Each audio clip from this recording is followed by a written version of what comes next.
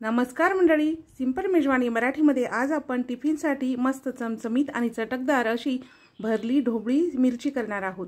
ही ढोबळी मिरची तुम्ही टिफिनमध्ये देऊ शकता किंवा भाकरीसोबत, चपातीसोबत, वरण भातासोबत तोंडी लावण्यासाठी तर ही मिरची मस्त भन्नाट अशी लागते। तर त्यासाठी इथे मी 1 पाव कोवळी सिमला मिरची घेतली आहे। बघा, ही भरली मिरची करण्यासाठी आपल्याला अशा पद्धतीची कोवळी सिमला मिरची घ्यायची आहे। ही मिरची मी स्वच्छ धुवून घेतली आणि नंतर पुसून घेतलेली आहे। आता या मिरचीचं जे देठ आहे ते आपण काढून टाकणार आहोत।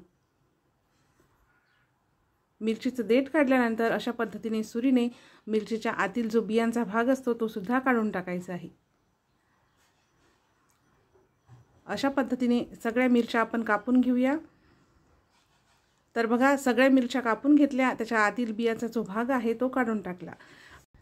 तर आता ही भरली ढोबळी करण्यासाठी आपण मस्त चटकदार असं सारण करणार आहोत। त्यासाठी इथे मी 1 वाटी भाजलेल्या शेंगदाण्याची भरड घेतली आहे। भरड घ्यायची आहे, एकदम बारीक पावडर नाही करायची। अशा पद्धतीचा जाडसर असा भाजलेल्या शेंगदाण्याचा कूट करून घेतला। त्यानंतर पाऊण वाटी भाजलेल्या तिळाचा कूट घेतला आहे। आता यामध्ये 1 चिमूटभर हिंग, चवीनुसार मीठ टाकायचं आहे। इथे मी 5 ते 6 लसूण पाकळ्या, 2 हिरवी मिरची आणि 1 इंच आल्याचं वाटण करून घेतलं आहे। हे वाटण याच्यामध्ये टाकूया। अर्धा छोटा चमचा हळद, 1 चमचा लाल तिखट किंवा लाल तिखट तुम्ही तुमच्या आवडीनुसार कमी जास्त करू शकता। याच्यामध्ये 1 चमचा धनेपूड, अर्धा चमचा गरम मसाला, जो कुठला गरम मसाला तुम्ही वापरत असाल तो टाकायचा आहे। अर्धा चमचा भाजलेल्या जिऱ्याची पूड आणि अर्धा चमचा आमचूर पूड, आमचूरची पावडर यामध्ये घातली आहे। 1 लिंबाचा रस। आमचूर पावडर आणि लिंबाचा रस घातल्यामुळे आपली जी ढोबळी आहे ती मस्त चमचमीत आणि चटकदार होते। बारीक कापलेली कोथिंबीर आणि आता याच्यामध्ये 1 चमचा तेल घालूया। तेल घातल्यामुळे आपले जे सारण आहे ते मस्त एकजीव होते। तर आता हाताने हे सगळं व्यवस्थित असं मिक्स करून घ्यायचं आहे। तेलामुळे सारणाला मस्त असं बाइंडिंग येते। तर बघा, सगळं सारण व्यवस्थित असं मिक्स करून घेतलं आहे। आता हे सारण या मिरचीमध्ये अगदी गच्च असं भरायचं आहे। बघा, अशा पद्धतीने सगळ्या मिरच्यांमध्ये हे सारण आपण भरून घेणार आहोत। तर सगळ्या मिरच्यामध्ये इथे मी सारण भरून घेतलेलं आहे। आणि आता हे जे जास्तीचं सारण आहे ते सुद्धा आपण नंतर वापरणार आहोत।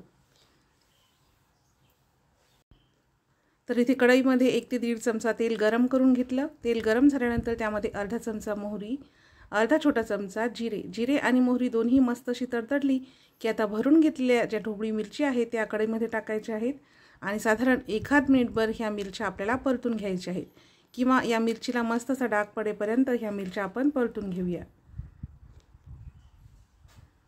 तर बघा, मिरच्या मस्त अशा परतून झाल्या आहेत। सगळ्या मिरच्याला मस्त असे डाग पडलेले आहेत। तर आता जे उरलेलं सारण आहे ते यामध्ये टाकूया आणि व्यवस्थित असं मिक्स करून घेऊया। अशा पद्धतीने केलेली ही जी ढोबळी मिरची आहे ना ती चवीला अतिशय भन्नाट लागते आणि अगदी झटपट बनते। तर सारण व्यवस्थित मिक्स करून घेतल्यानंतर आता मिरच्या शिजण्यासाठी यामध्ये साधारण 1 वाटी पाणी आपल्याला टाकायचं आहे। तर 1 वाटी पाणी मी यामध्ये टाकून घेतलं। आता पाणी टाकल्यामुळे आपल्याला याच्यामध्ये थोडंसं मीठ टाकायचं आहे। आपण सारणामध्ये मीठ घातलेलं आहे, पण वरतून पाणी टाकल्यामुळे चवीनुसार थोडंसं मीठ यामध्ये टाकायचं आहे।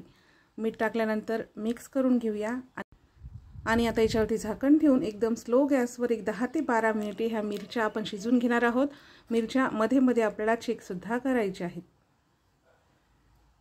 तर बघा, 12 मिनिटे एकदम स्लो गॅसवर ही ढोबळी इथे मी शिजवून घेतली आणि आता आपली जी ढोबळी मिरची आहे ती मस्त अशी शिजलेली आहे। एकदम स्लो गॅसवर शिजवल्यामुळे जो मसाला आहे तो कढईच्या तळाला चिकटत नाही किंवा करपतसुद्धा नाही। तर बघा, मिरची मस्त अशी शिजलेली आहे।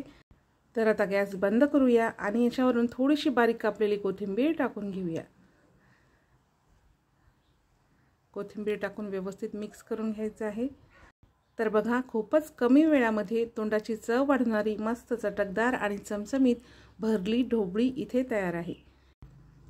ही भरली ढोबळी चवीला एवढी मस्त लागते की मुलंसुद्धा खूप आवडीने खातील।